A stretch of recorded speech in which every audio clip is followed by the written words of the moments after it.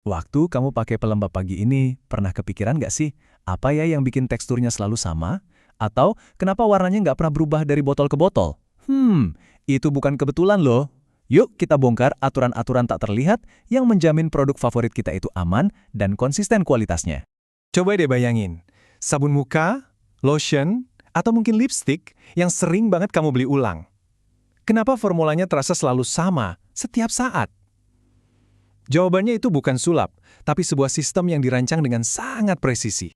Setiap produk yang kita pegang itu sebenarnya membawa sebuah janji. Janji kalau produk itu aman dan konsisten.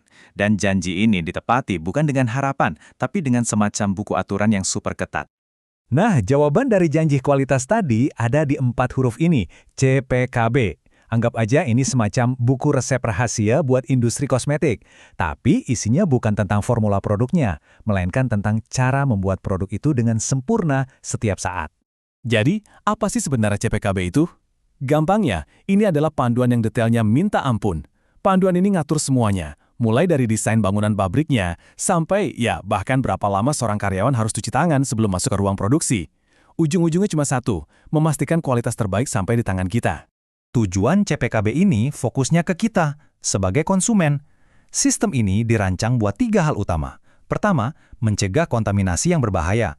Kedua, mastiin produk yang kita beli hari ini kualitasnya sama persis dengan yang kita beli bulan depan. Dan ketiga, ini yang penting banget, kalau sampai ada kesalahan, setiap produk bisa dilacak balik sampai ke akarnya. Ini jaring pengaman utama kita. Oke, biar gampang kita bakal pecah sistem yang kelihatannya rumit ini jadi 3 pilar utama. Kita bakal lihat gimana, tempatnya, orang dan peralatannya, serta prosesnya, semuanya harus sempurna buat menciptakan satu produk yang berkualitas. Mari kita mulai dari fondasinya dulu, tempat produk itu dibuat. Karena ternyata, kualitas sebuah kosmetik itu ditentukan bahkan sebelum bahan pertamanya dicampur. Kualitas itu ternyata bukan cuma soal apa yang terjadi di dalam gedung, tapi soal gedungnya itu sendiri. Pabrik kosmetik modern itu dari awal dirancang buat jadi semacam benteng melawan kontaminasi. Bahkan hal sekecil jaring di lubang ventilasi buat menghalau serangga itu bagian dari strategi besar ini. Dan detailnya itu gila banget. Dindingnya dilapisi epoksi dan lantainya dibuat melengkung. Gak ada sudut tajam.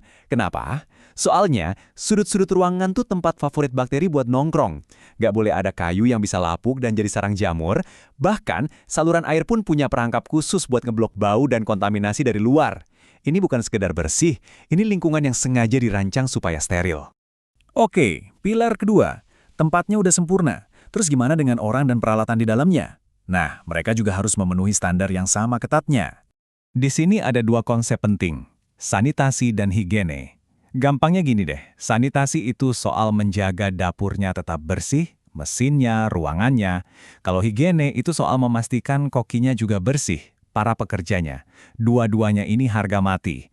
Dapur bersih kan nggak ada artinya kalau kokinya nggak higienis, betul? Dan ini bukan sekedar seragam loh. Setiap orang yang masuk area produksi itu wajib pakai alat pelindung diri yang lengkap. Ada penutup kepala biar nggak ada sehelai rambut pun yang jatuh, masker buat mencegah kontaminasi dari nafas, dan juga jas khusus. Intinya produknya yang harus dilindungi dari kita, para manusianya. Nggak cuma orangnya, peralatannya juga aturannya super ketat. Timbangan harus selalu dikalibrasi ulang biar takaran bahan aktifnya selalu pas. Wadah-wadahnya juga harus dari bahan stainless steel, biar nggak ada partikel logam yang ikut larut ke dalam produk. Salah dikit aja di sini, seluruh formula bisa berantakan.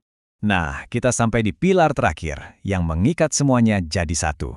Tempatnya sudah steril, orang dan alatnya sudah siap. Sekarang, gimana prosesnya bisa memastikan setiap produk dibuat dengan cara yang 100% sama setiap saat? Jawabannya cuma satu, dokumentasi.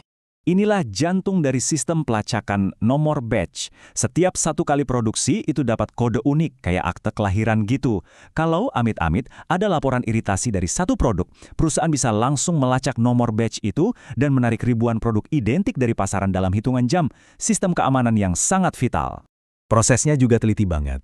Misalnya buat bahan baku, mereka pakai sistem namanya FFO, First Expired, First Out. Artinya, bahan yang tanggal kedaluarsanya paling dekat, itu yang harus dipakai duluan. Ini penting banget biar, misalnya, vitamin C di serum kamu itu masih ampuh, dan bahan pengawetnya masih efektif waktu produknya sampai di tangan kamu. Di lingkungan produksi ini, nggak ada kamusnya kira-kira atau improvisasi.